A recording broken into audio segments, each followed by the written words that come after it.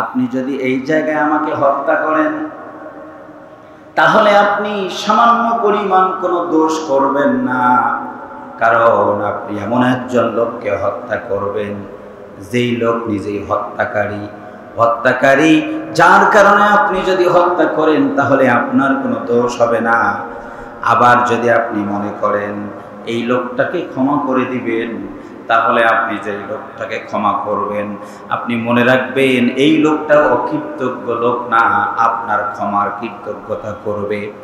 অথবা যদি আপনি তৃতীয় আরো একটি পথ আছে, পথটি হলো আপনি যদি সম্পদ চান, সম্পদের বিনিময়ে মুক্তিপণের বিনিময়ে ছেড়ে দিবেন, তাহলে আমি মুক্তিপণ দিতে রাজি। যেহেতু নেতা মানুষ, অনেক টাকা পয়সা আছে, ও মুহাম্মদ আপনার প্রয়োজন হলে টাকা নেন, প্রয়োজন হলে আপনি হত্যা করতে পারেন, আবার প্রয়োজন হলে আপনি নিঃশর্ত ক্ষমা করে দিতে পারেন। নবীজি তিনটা প্রস্তাব শুনে সেই জায়গা থেকে প্রত্যাবর্তন করলেন। দ্বিতীয় দিন আবার নবীজি লোকটির কাছে গেলেন, ও নেতা, তোমাকে আমার সাহাবীরা গ্রেফতার করেছে, তুমি অপরাধী, অনেক সাহাবীকে তুমি মেরেছ। লোকটি আবার একই কথা বললেন। তিন দিন পার হয়ে গেল। নবীজি তিনটা নীতি, একটা হলো সম্পদ নিয়ে ছেড়ে দিতে পারেন মুক্তিপণ, ইচ্ছা করলে আল্লাহর নবী হত্যা করতে পারেন, সেটাও দোষের কিছু হবে না, ইচ্ছা করলে নবী ক্ষমাও করে দিতে পারেন। তিনটা নীতির মধ্যে আল্লাহর নবী তিন প্রস্তাবের মধ্যে উত্তম প্রস্তাব গ্রহণ করে বললেন, ইতলাকু সুমামা, আমার সাহাবী তোমরা সুমামার রশিগুলো খুলে দাও। আমি নবীজি নিঃশর্ত সুমামাকে ক্ষমা করে দিয়েছি। সুবহানাল্লাহ। নবীজি ক্ষমাকে কত পছন্দ করতেন, ক্ষমা করতে কত ভালোবাসতেন। যেই লোকগুলো নবীর চরম ক্ষতি করেছে, দিনের চরম ক্ষতি করেছে, এখানে কোনো কন্ডিশন ছিল না, কোনো শর্ত ছিল না। নবীজি ইচ্ছা করলে হত্যা করতে পারেন, ইচ্ছা করলে মুক্তিপণ নিতে পারেন, কিন্তু নবীজি ছেড়ে দিলেন। সঙ্গে সঙ্গে সুমামা দৌড় দিয়ে গেল মসজিদে নববীর পাশে একটা খেজুর বাগান, আর খেজুর বাগানের পাশে একটা কূপের মধ্যে গিয়ে সুমামা বিন উসাল দ্রুত গোসল করলেন।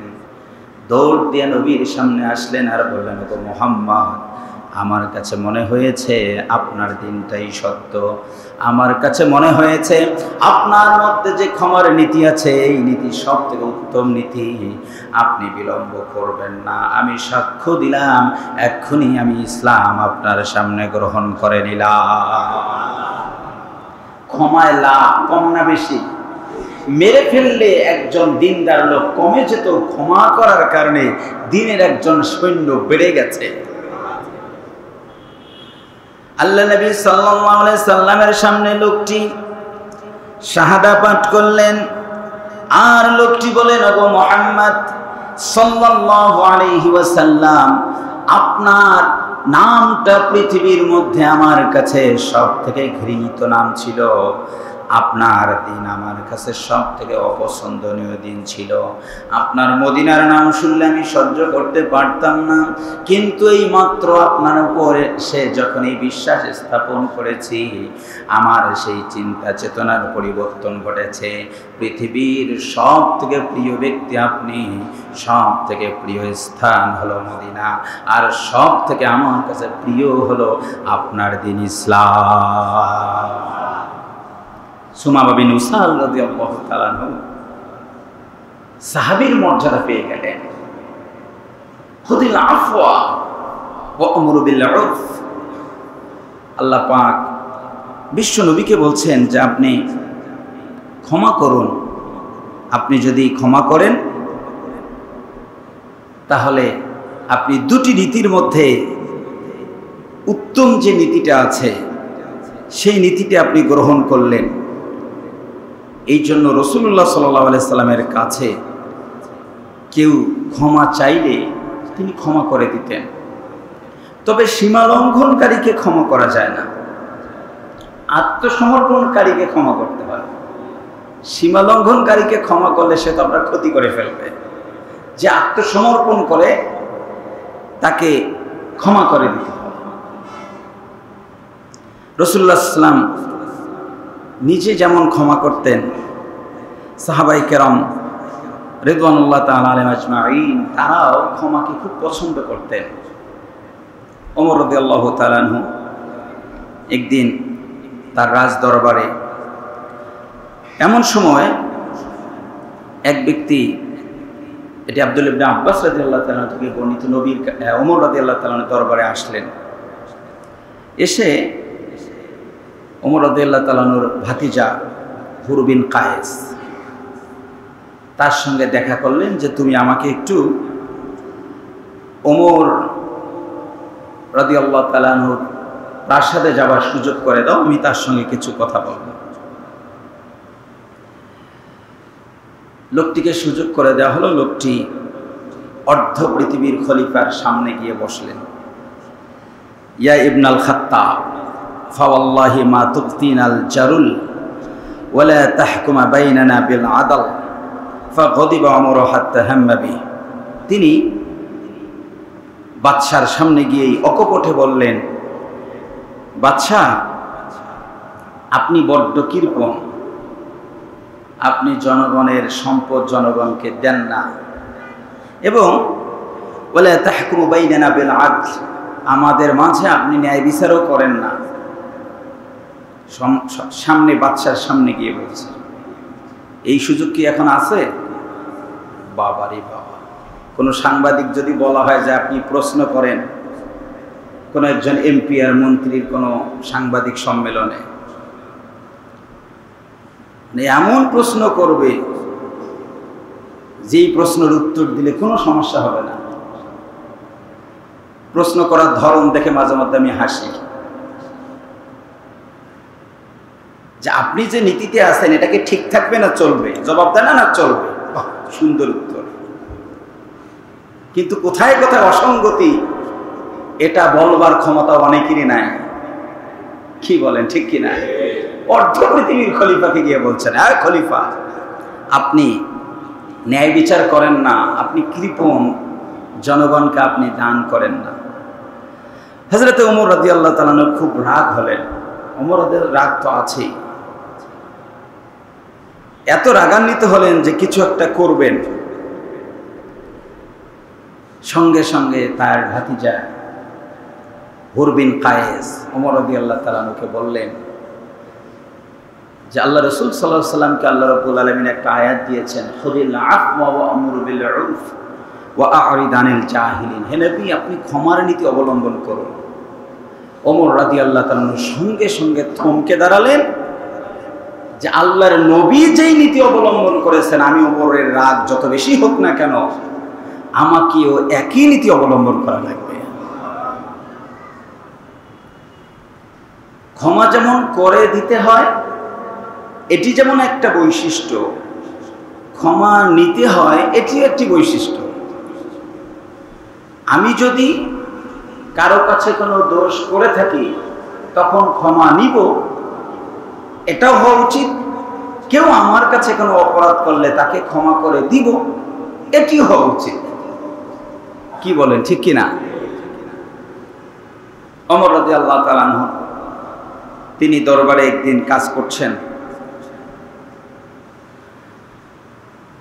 বাইতুল মালের কাজ নিয়ে খুবই ব্যস্ত। আমাদের চেয়ারম্যান সাহেবগঞ্জ যেদিন গরিব মানুষদের বিভিন্ন কার্টের চাল টালগুলো দেয়, ওই দিন দেখবেন চেয়ারম্যান এত ব্যস্ত যে কথা বলার কোনো সুযোগ নাই, মাথাও একটু গরম থাকে। তো অর্ধ পৃথিবীর খলিফা নিজ হাতে বাইতুল মালের সম্পদ মানুষকে দিচ্ছেন। ফাজা রাজুলুন, একজন লোক আসলো, এসে বললেন, ইয়া আমিরুল মুমিনিন ইয়া উমর। তিনি আরেক কাজে ব্যস্ত, ওই সময় লোকটি বারবার ডাকছেন, মানে বিরক্ত করছেন।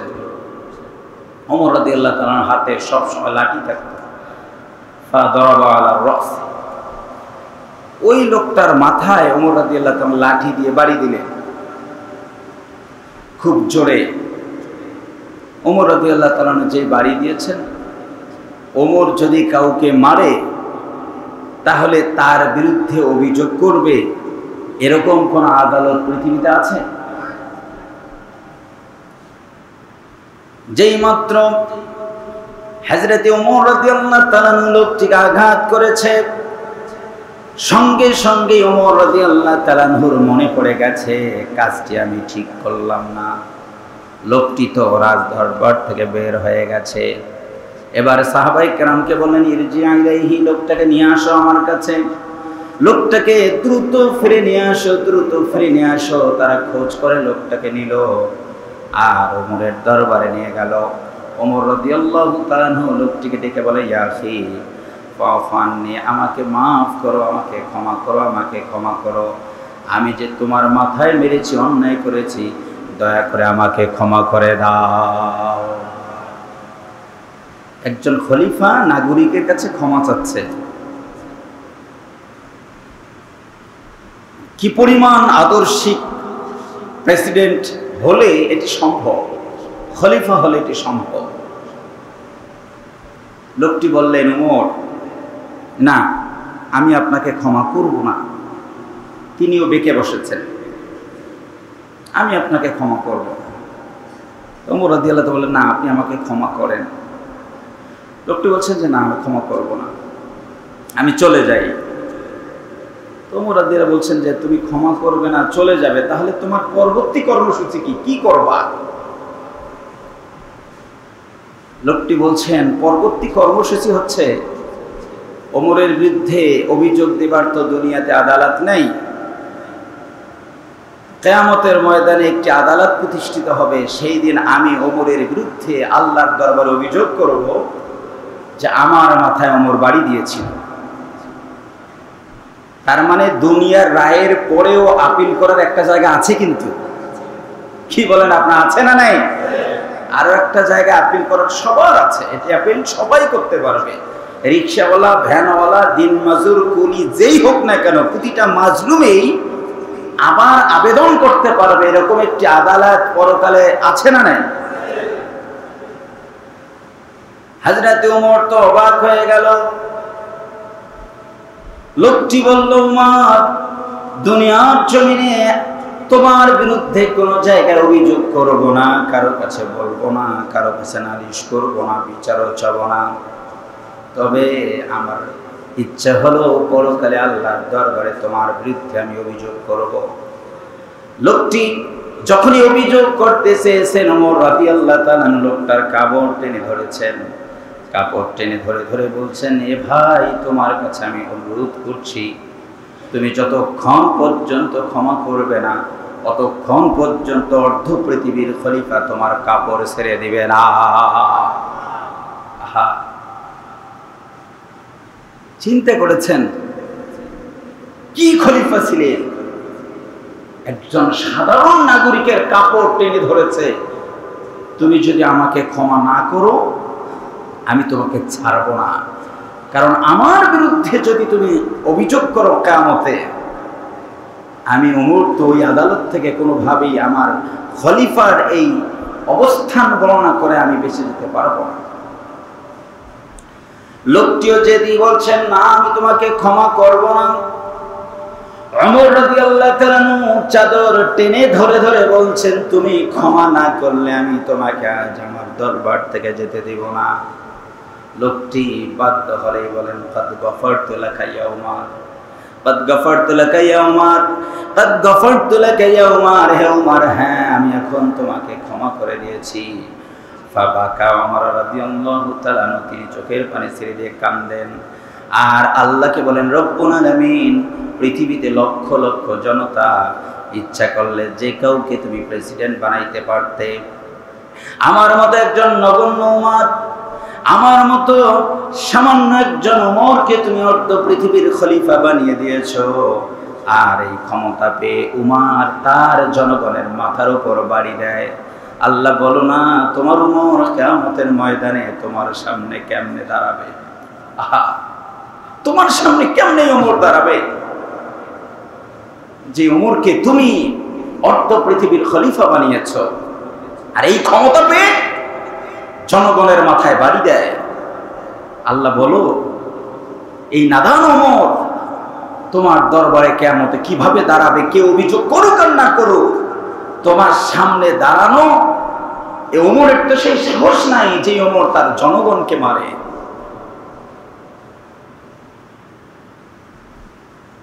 ওমর রাদিয়াল্লাহু তাআলা যেভাবেই হোক লোকটির কাছে ক্ষমা নিয়েছেন।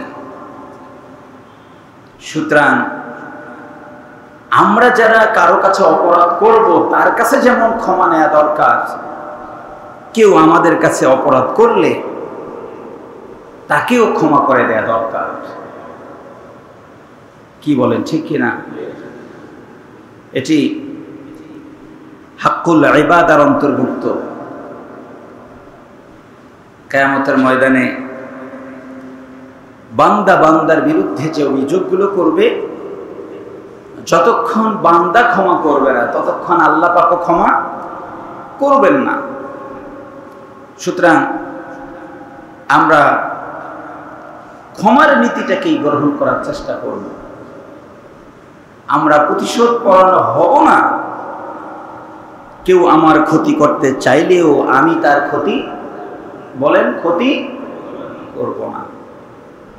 এই নীতিতে থাকবেন? বলি ইনশাআল্লাহ। তাহলে আমরা অনেক ঝামেলা থেকে বেঁচে থাকব। এখানে একটি বিষয় মাথায় রাখতে হবে যে যখন আপনার কেউ ক্ষতি করে বা করার চেষ্টা করে, আপনি যদি এর প্রতিশোধ না নেন, এটাকে চ্যালেঞ্জ হিসেবে গ্রহণ না করেন, আপনার প্রতিশোধ নেবার দায়িত্ব আল্লাহ পাক নিজেই নিয়ে নেবেন। আপনাকে কিছু করতে হবে না। মাথায় রাখতে হবে, আল্লাহ রাব্বুল আলামিন যদি চান কারো ক্ষতি করবেন না, গোটা পৃথিবী তার কোনো ক্ষতি করতে পারবে না। আবার আল্লাহ পাক যদি চান কারো কোনো ক্ষতি করতে, তাহলে গোটা পৃথিবীও সেটাকে ঠেকাতে পারবে না। সুতরাং আমার ক্ষতি হবে কি হবে না, এটা ক্ষতিকারীর উপর নির্ভর করে না। আল্লাহ না চাইলে আমার ক্ষতি কেউ করতে পারবে না। এই জন্য আমরা যখন দেখব যে আমার বিরুদ্ধে একজন অভিযোগ করে বেড়াচ্ছে, আমি লাঠি দিয়ে তাকে বাড়ি দেওয়ার কোনো প্রয়োজনীয়তা নাই।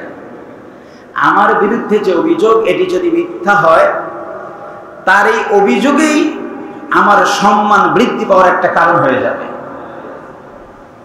এই জন্য আমরা কখনোই প্রতিশোধ নেবার চেষ্টা করব না। ক্ষমার নীতি অবলম্বন করব, প্রতিশোধের নীতি না। এই শিক্ষা আল্লাহ পাকের, এই শিক্ষা বিশ্বনবীর, এই শিক্ষা সাহাবায়ে কেরামের।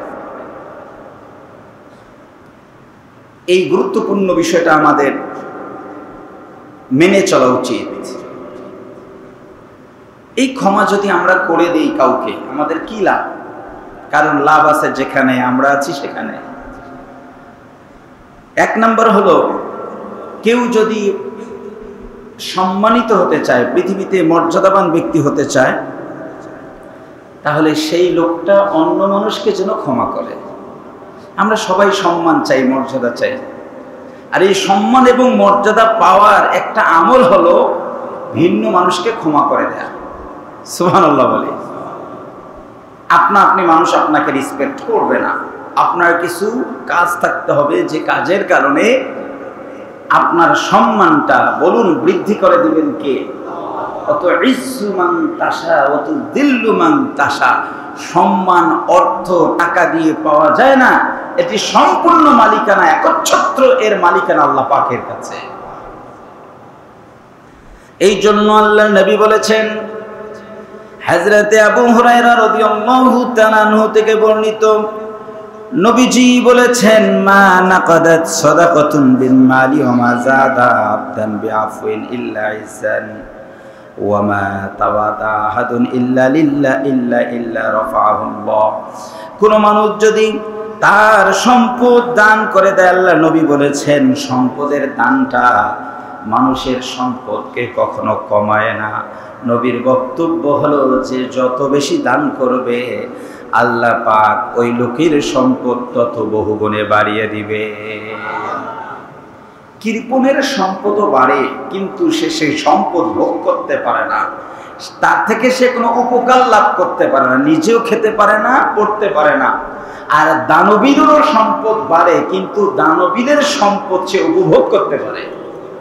মানে দুই সম্পদের পার্থক্য। অনেক সময় আমরা দেখবো কিছু কৃপণ মানুষ, অনেক টাকা, কিন্তু ওই কৃপণ নিজেও খায় না, পরে না, ব্যবহার করে না, তার মানে ওই সম্পদ দিয়ে কৃপণের কোনো লাভ হয় না।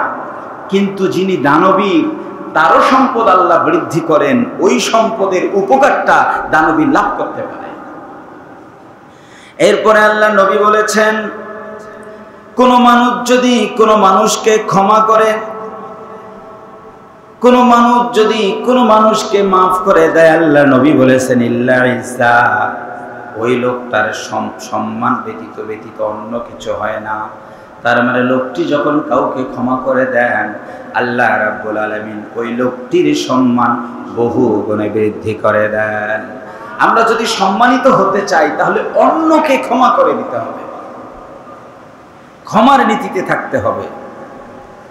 কেউ যদি তার শুভ পরিণতি চায়, শেষ পরিণতিটা অনেক সুন্দর হোক, ভালো হোক, তাহলে তাকে ক্ষমার নীতি অবলম্বন করতে হবে। সূরাতুশ শূরা আল্লাহ রাব্বুল আলামিন 37 নং আয়াতে বলছেন, ওয়ামা ইনদাল্লাহি খায়রুন ওয়া আবকাল লিল্লাযীনা আমানু ওয়া আলা রাব্বিহিম ইয়াতাওয়াক্কালুন والذين يجتنبون كبائر الإثم والفواحش وإذا ما غضبوا هم يغفرون।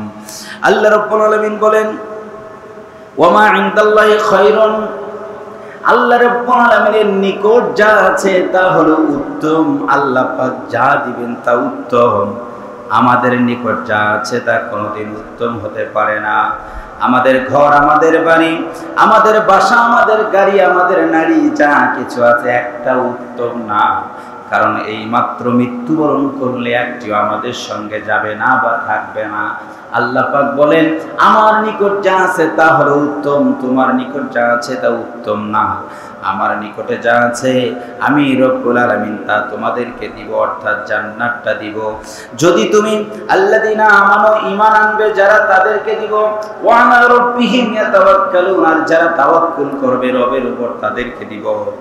ওয়াল্লাযীনা ইয়াজতানিবুনা কাবাইরাল ইসমি ওয়াল ফাওয়াহিশা, এবং যেই লোকগুলো গুনাহগুলো থেকে বের হয়ে আসে, কবিরা হোক সগীরা হোক, ছোট হোক বা বড় হোক, ওই গুনার কাজ থেকে যেই লোকগুলো দূরে সরে আসে।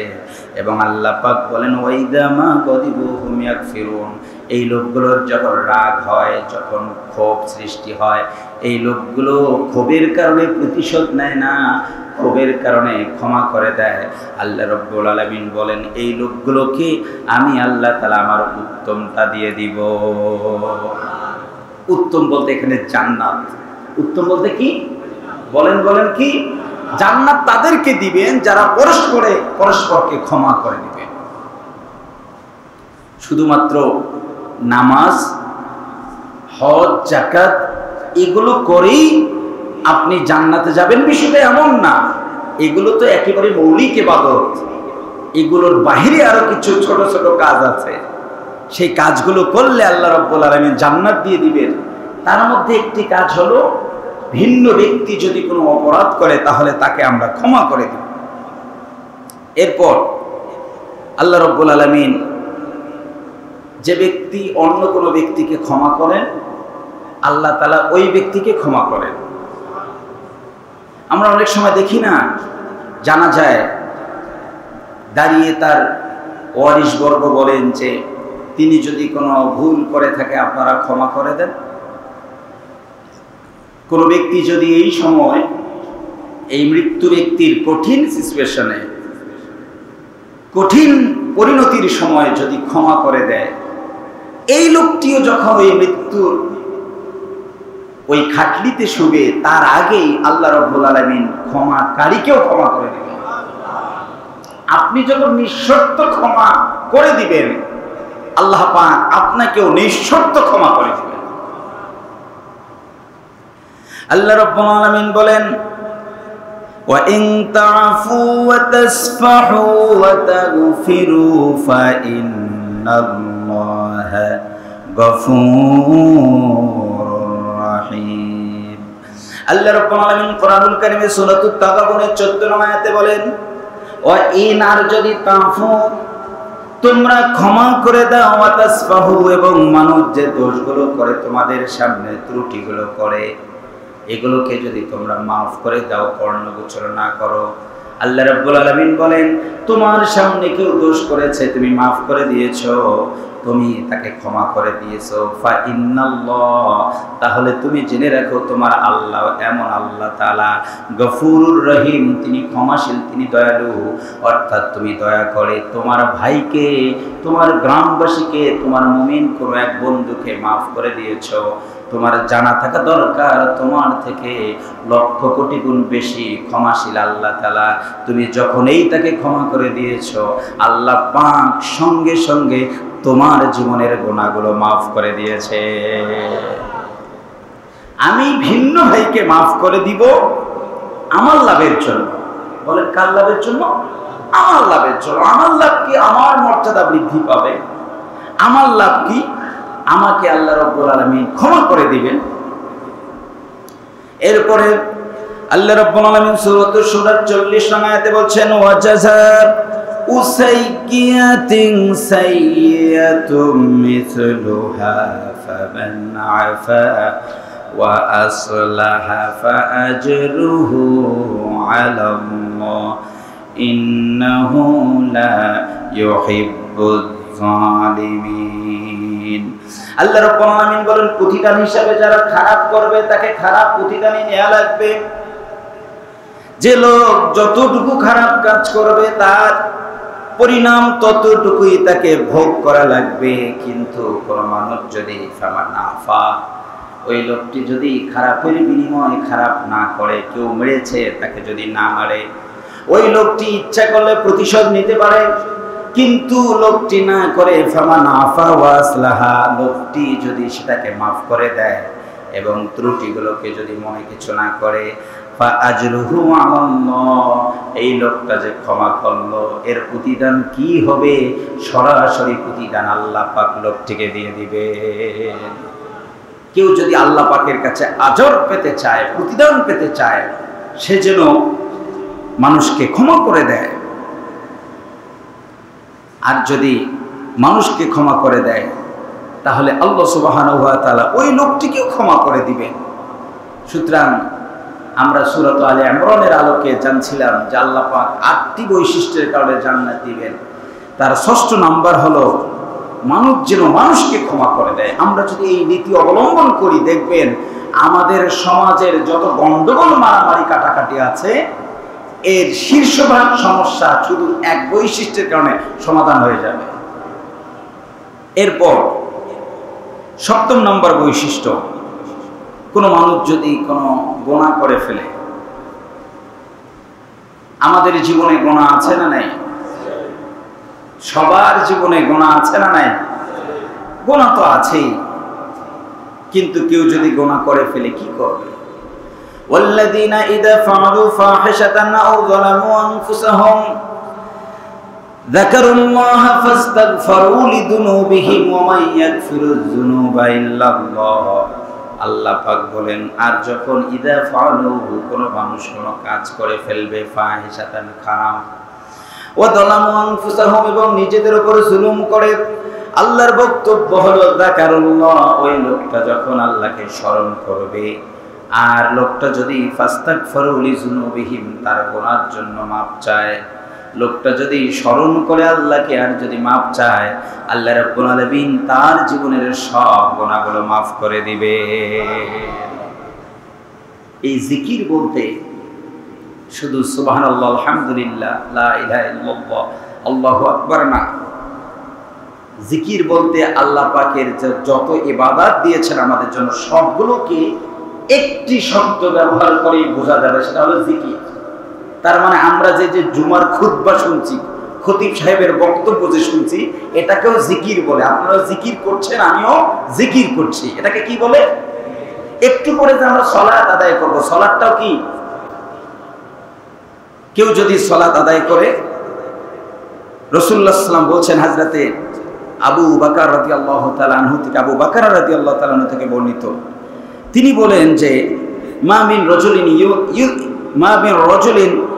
ইউযনিবু যানবান, কোন মানুষ যদি কোনো অপরাধ করে ফেলে, সুম্মা ইয়াকুলু ফায়াতাহহারাহু, অতঃপর লোকটা যদি পবিত্রতা অর্জন করে, সুম্মা ইউসাল্লি, গুনাহ করলো, ওযু করলো, নামাজ পড়লো, সুম্মা ইয়াস্তাগফিরুল্লাহ, এবং নামাজ পড়ে আবার আল্লাহর কাছে মাপ চাইল, ইল্লা গফারাল্লাহু লাহু, এই ইল্লা শব্দ দ্বারা আল্লাহর নবী গ্যারান্টি দিয়েছেন ওই লোকটির গুনাহ আল্লাহ পাক অবশ্যই মাফ করে দেবেন।